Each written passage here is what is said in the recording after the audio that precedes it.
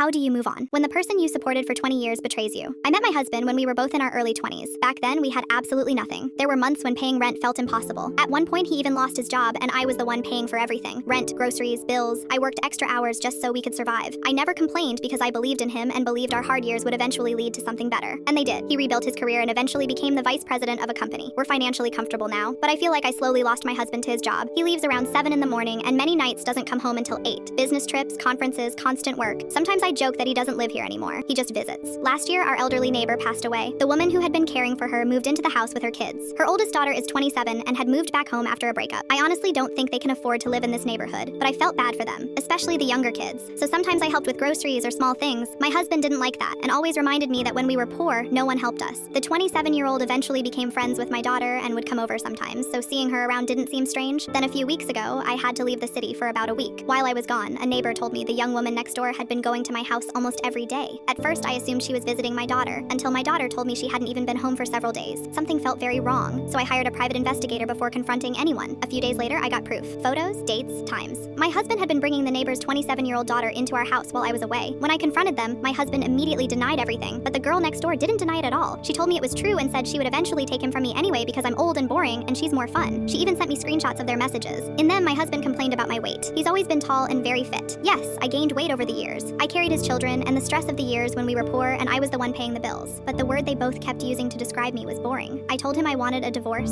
His response shocked me. He said if I had a problem with the 27-year-old coming to the house, then I should leave. The house I helped pay for. The home where I raised our children and supported him through the worst years of our life.